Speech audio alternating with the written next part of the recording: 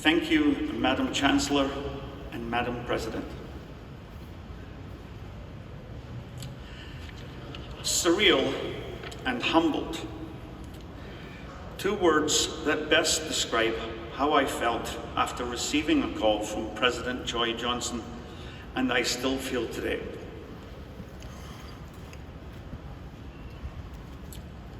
I can say that this is certainly a different view. I'm normally up there with the pipe band, waiting to play down the graduating students. From a small mining village, Cardenden in Fife, Scotland, how could something like this ever happen to me? That's how I feel. By the age of 6, I knew that all I ever wanted to do was play drums in a pipe band. Having someone get you off on the right foot, or in my case, stick, can never be underestimated. My first and only teacher, who became my lifelong friend, Willie Bell, was that person. He spent countless hours working with me as a preteen, right through till I immigrated to Canada at the ripe old age of 20. This would be in sharp contrast to my high school music teacher, whose class I failed in the first 2 years. 2 months after which, I collected my first World Championship title. Let this be a lesson to you all. Always follow your dreams and do what you love. By the time I was 16, Willie had me teaching the beginners at our local pipe band program. I think it's safe to say that I fell in love with teaching then, and my interest in sharing what I can to all who wish to learn continues to grow every day. After immigrating, I spent 11 years in Toronto. While there, I began to learn about the SFU pipe band, competing against them on the world stage.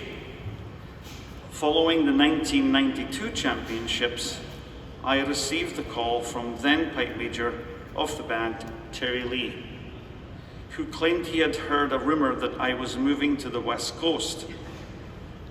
I informed him that it was just a rumor, but I liked it, and we should continue to talk.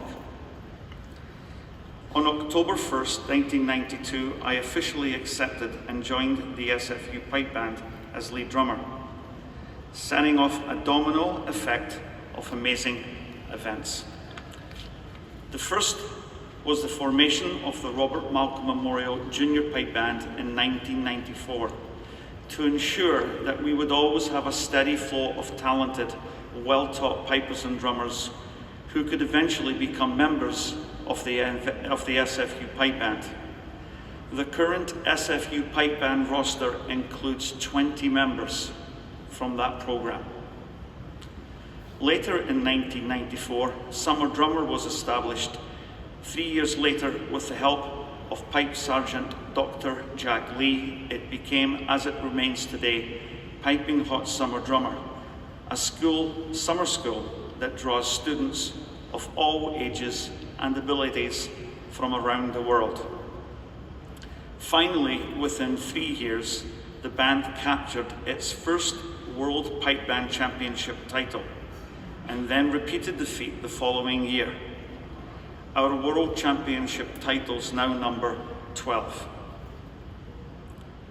A few years ago, BBC Scotland sent a documentary film crew out to both SFU and Silver Star Mountain to get the answer to a rather intriguing question.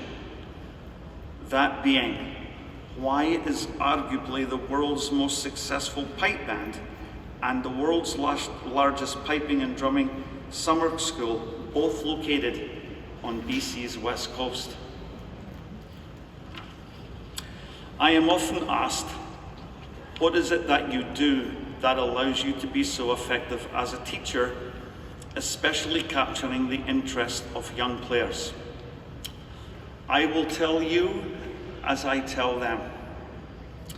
I don't teach them to play drums when they first come to learn. I teach them that what they are going to learn is the coolest thing. They will never want to do anything else. And when they take the bait, I reel them in like a Pacific salmon. Every student is unique, and how we unlock their potential requires patience and truckloads of humor. Folks, there can never be too much humor. It is my challenge to you, regardless of your chosen path, that you have as much fun in your endeavors as I continue to do in mine. Thank you.